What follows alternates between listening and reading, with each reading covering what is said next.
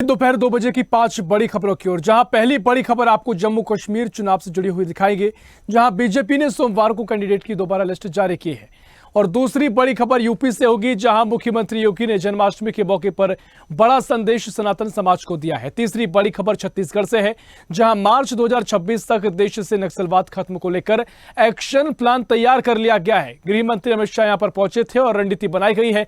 चौथी बड़ी खबर चंपाई सोरेन से जुड़ी हुई है, जहां चंपाई सोरेन बीजेपी नेताओं से मुलाकात करेंगे। पांचवी और आखिरी बड़ी खबर महाराष्ट्र से होगी, जहां शिंदे सरकार ने यूनिफाइड पेंशन स्कीम को मंजूरी दे दी है, बड़ी सौगात दी है और ऐसा करने वाला महाराष्ट्र पहला राज्य बना है।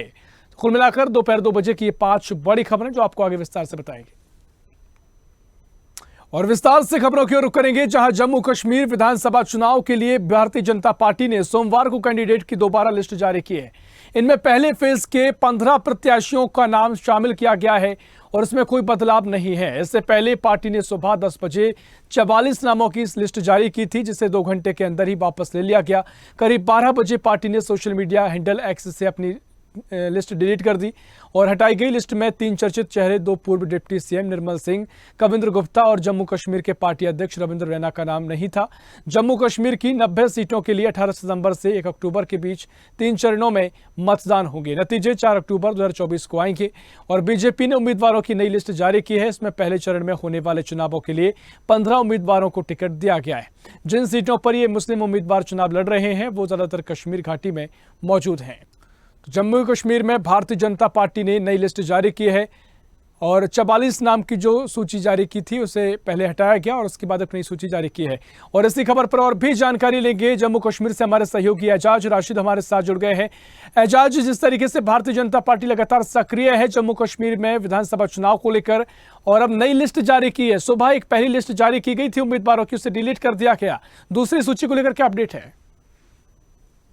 ऋषभ, मैं आपको बता दूं कि बीजेपी ने जम्मू कश्मीर में एक नई लिस्ट जारी की है। मैं आपको बता दूं कि सुबह 10 बजे 44 नाम 2 घंटे में वापस लिए गए हैं। मैं आपको बता दूं कि बीजेपी ने नई लिस्ट में सिर्फ 15 नाम जारी किए हैं। बीजेपी 8 मुस्लिम उम्मीदवारों को टिकट दिया गया है। मैं आपको बता दूं जम्मू कश्मीर असेंबली इंतखाबात के लिए बीजेपी पीर के रोज एक बार फिर उम्मीदवारों की फिरिस्त जारी की है। पहले मरहले में 15 उम्मीदवारों का नाम आया है। मैं आपको बता 15 उम्मीदवारों का नाम तब्दीली नहीं है। मैं आपको बता दूं 2 घंटे के अंदर वापस लिए गए हैं। 12 बजे के करीब पार्टी ने सोशल मीडिया हैंडल पर एक्स पर एक अपनी फिरिस्त जारी की है। मैं आपको बता दूं कि पार्टी के सदर रविंद्र रैना का नाम नहीं रखा गया था। मैं आपको बता दूं जम्मू कश्मीर में 90 नशिस्तों के लिए 18 सितंबर को 1 अक्टूबर के दरमियान 3 मरहले में वोटिंग होगी। नतीजे 4 अक्टूबर 2024 को आएंगे। मैं आपको बता दूं बीजेपी उम्मीदवार की एक नई फिरिस्त जारी की है। जी, निश्चित तौर पर भारतीय जनता पार्टी लगातार सक्रिय है और अब आगे की क्या रणनीति होगी देखना होगा। फिलहाल बहुत शुक्रिया आपको जानकारी साझा करने के लिए। उत्तर प्रदेश के मुख्यमंत्री और गोरक्षपीठ के प्रमुख योगी आदित्यनाथ ने जन्माष्टमी के मौके पर बड़ा संदेश सनातन समाज को दिया है। आगरा में दुर्गादास राठौर की प्रतिमा का अनावरण करते हुए मुख्यमंत्री योगी ने कहा कि हमें एक रहने की जरूरत है। बांग्लादेश के हालात देख रहे हैं, ना एक रहेंगे तो नेक रहेंगे, बटेंगे तो कटेंगे। बांग्लादेश जैसी स्थिति यहां नहीं होना चाहिए। योगी ने कहा जाति में सनातन समाज को बांटने की कोशिश हो रही है। योगी आदित्यनाथ ने कांग्रेस नेता राहुल गांधी को जवाब दिया, जो लगातार जातिगत जनगणना की मांग उठा रहे हैं। राहुल बजट का हलवा तैयार करने में कोई दलित ओबीसी ना होने और किसी भी एससी एसटी के मिस इंडिया ना बनने जैसे सवाल उठा रहे हैं। वो लगातार सभी जातियों को संख्या के आधार पर उन्हें अधिकार देने की वकालत कर रहे हैं। इधर बांग्लादेश हिंसा में लगातार हिंदू निशाने पर हैं। वहां उनके मंदिरों में तोड़फोड़, रेप, मर्डर जैसी संगीन घटनाएं सामने आई हैं। इन्हीं हालातों का हवाला देते हुए सीएम योगी ने सनातन समाज को एकजुट रहने का संदेश दिया है। तो मुख्यमंत्री योगी आदित्यनाथ ने बांग्लादेश वाली गलती नहीं होना चाहिए भी कहा और सीएम योगी ने राहुल गांधी को भी करारा जवाब दिया है। बता दें कि बांग्लादेश हिंसा से लेकर योगी का एक बड़ा बयान देखा जा रहा है। एक रहेंगे तो नेक रहेंगे, बटेंगे तो कटेंगे, ये बातें मुख्यमंत्री योगी आदित्यनाथ ने कही हैं। और इसी खबर पर और भी जानकारी लेंगे। आगरा से हमारे सहयोगी फरहान खान हमारे साथ जुड़ गए हैं। फरहान, आज मुख्यमंत्री योगी आदित्यनाथ आगरा पहुंचे थे, कार्यक्रम में शामिल हुए थे और बड़ी बातें सीएम ने कही हैं। बांग्लादेश की जो घटना हुई है, तख्ता पलट हुआ, उसको लेकर उन्होंने कहा कि एकजुट रहने की बहुत ज़रूरत है, साथ रहेंगे तो सब ठीक रहेगा, एक रहेंगे तो नेक रहेंगे, बटेंगे तो कटेंगे जैसी बातें कही। क्या कुछ मुख्यमंत्री का ये बयान देखा जा रहा है और राहुल गांधी को भी जवाब देते नजर आए? जी बिल्कुल, आपको बताते चलेंगे सूर्य की मुख्य योगी आदित्यनाथ 2 दिवसीय दौरे पर आगरा और मथुरा आए थे। आज आगरा में उनका कार्यक्रम था जिसमें उन्होंने एक मूर्ति का अनावरण किया है। राष्ट्र के ऊपर कुछ भी ना हो सकता और राष्ट्र तभी सशक्त होगा जब देश सशक्त होगा। इसको लेकर उन्होंने आगरा में एक बयान दिया है जिसमें सुशील मोदी ने आगे कहा कि आप देख रहे हैं कि बांग्लादेश में क्या हो रहा है, वो गलतियां यहाँ नहीं दोहराई जानी चाहिए, बटेंगे तो कटेंगे। इस तरीके के बयान को लेकर आगरा का जो बयान जो है चर्चा हुआ है। इसको लेकर मुख्यमंत्री का योगी का जो बयान है वो जो है विपक्ष के निशाने पर आ गया है। योगी आदित्यनाथ को घेरते हुए बयान को देखा जा रहा है। बांग्लादेश में जिस तरीके से हिंदू लोगों को साथ हमला हो रहा है, उनको मारकाट की जा रही है, इस बयान को लेकर बयान आगरा में देखा जा रहा है। ठीक है, निश्चित तौर पर यहाँ पर मुख्यमंत्री ने बातें कही। फिलहाल बहुत बहुत शुक्रिया फरहान आपका तमाम जानकारी साझा करने के लिए।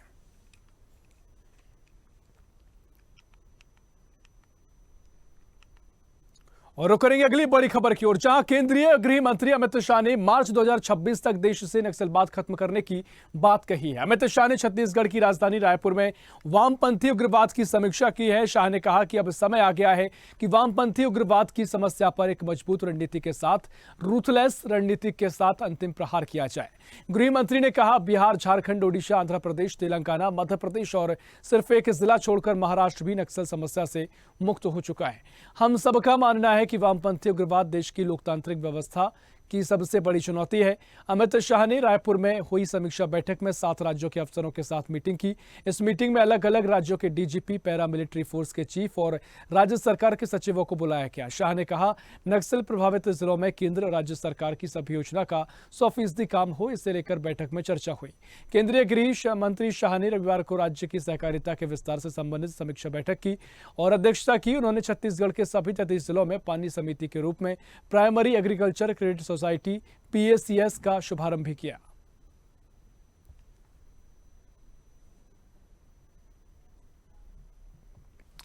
और इसी खबर पर और भी जानकारी लेंगे। रायपुर से हमारे सहयोगी राहुल गोस्वामी हमारे साथ फोन लाइन पर जुड़ गए हैं। राहुल, गृह मंत्री अमित शाह छत्तीसगढ़ के दौरे पर थे और उनको जो बैठक की है, सबकी निगाहें थी कि नक्सलवाद के खिलाफ रणनीति बनाई जा रही है। बैठक खत्म भी हुई है और क्या कुछ रणनीतियां से शाह की बनी है, क्योंकि कहा जा रहा है कि अंतिम प्रहार ये शाह ने कहा कि ये होगा नक्सलवाद को लेकर 2026 टारगेट रखा गया है नक्सलवाद को खत्म करने के लिए। क्या कुछ रणनीति में बातचीत हुई है? देखिए, केंद्रीय गृह मंत्री अमित शाह 3 दिन के छत्तीसगढ़ के प्रवास पर थे और उन्होंने एक साथ 7 राज्यों के आंध्र प्रदेश, तेलंगाना, महाराष्ट्र, मध्य प्रदेश, उड़ीसा, झारखंड समेत 7 राज्यों के डीजीपी और मुख्य सचिव के साथ जो चर्चा की है। लगभग 3 घंटे से अधिक चली है बैठक और उस बैठक में मुख्य एजेंडा था जो 7 राज्यों जो प्रभावित हैं कि नक्सल मूवमेंट जहां पे सक्रिय है, उस नक्सल मूवमेंट, नक्सलवाद को खत्म करने के लिए ये बैठक रखी गई। 3 घंटे से ज्यादा बैठक चली थी और इस बैठक का मुख्य एजेंडा वही था। आपको बताना चाहूंगा, 7 राज्यों में लगभग 35 से ज्यादा जिले ऐसे जो नक्सल प्रभावित हैं। इसमें छत्तीसगढ़ के 14 जिले आज भी नक्सल प्रभावित हैं। कवर्धा से लेकर सारे, कवर्धा की भी शुरुआत अभी कुछ दिन छुटपुट जानकारी मिल रही थी। तो आने वाले 2 सालों में केंद्र सरकार का ये है कि नक्सल मूवमेंट को खत्म किया जाए। नक्सलवाद के नाम पे बहुत सारे आदिवासियों की और सिविलियन की जान जाती है। सरकार का करोड़ों का, अरबों का फंड वहां पे नुकसान होता है। आज भी छत्तीसगढ़ के ट्राइबल बेल्ट में जो सड़कें नहीं बन पा रही है नक्सल मूवमेंट के नाम पर, तो इसलिए सरकार का जो मुख्य एजेंडा है कि अपव्यय को, सरकारी धन के दुरुपयोग को रोकने के लिए और खास करके नक्सलवाद के नाम पे जो राशि खर्च होती है उसको बचाने के लिए, आदिवासी जो पीछे जा रहे हैं उनको रोकने के लिए आने वाले 2 सालों में जो नक्सल मूवमेंट को खत्म करने का टारगेट रखा गया है। लोकसभा चुनाव के पहले भी अमित शाह ने, केंद्रीय गृह मंत्री अमित शाह ने ये कहा था कि हम आने वाले 2 साल में छत्तीसगढ़ को नक्सल मुक्त कर देंगे। और अभी जो बैठक हुई थी उसमें भी जो प्रेस कॉन्फ्रेंस उन्होंने ली, प्रेस कॉन्फ्रेंस के दौरान अमित शाह ने कहा कि आने वाले 2 साल, उन्होंने टाइम लिमिट भी दिया पहली बार कि 2026 तक, मार्च 2026 तक छत्तीसगढ़ नक्सल मुक्त हो जाएगा। ये बड़ी बात है। निश्चित तौर पर कई बातें उन्होंने कहीं, खासकर महाराष्ट्र को लेकर कि एक जिला छोड़ दे तो महाराष्ट्र नक्सल मुक्त हो चुका है, लेकिन अब तमाम जो जिले रह गए आपने जिक्र किया कि उन पर अब काम किया जाएगा। अंतिम प्रहार शाह ने कहा है। देखना महत्वपूर्ण होगा रणनीति आगे क्या जमीन पर नजर आएगी। बहुत बहुत शुक्रिया राहुल आपको जानकारी साझा करने के लिए।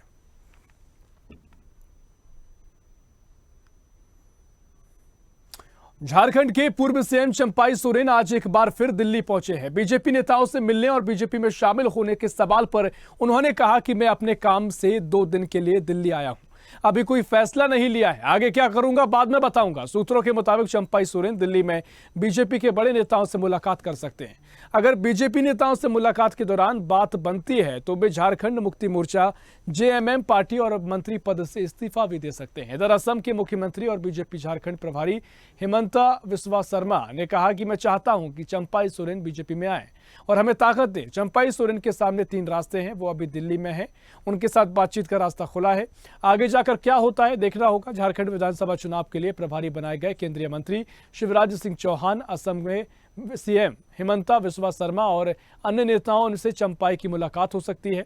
इसके अलावा गृह मंत्री शाह और बीजेपी के राष्ट्रीय अध्यक्ष जेपी नड्डा से मुलाकात होने की चर्चा भी है। हालांकि चंपाई सोरेन ने कहा कि वे अपना नया अध्याय शुरू करेंगे, वे ना बीजेपी में जाएंगे ना झारखंड मुक्ति मोर्चा में वापस होंगे। ऐसे में कयास ये भी लगाए जा रहे हैं कि वे दिल्ली में आगे की रणनीति तैयार करेंगे।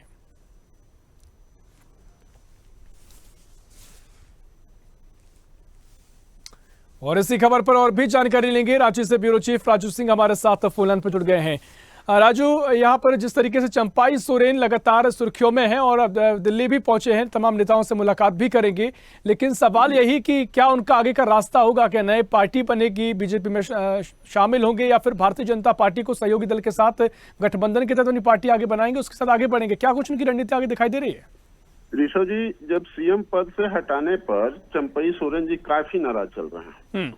बीजेपी में शामिल होने के लिए चंपाई सोरेन की चर्चा पूरे झारखंड में है।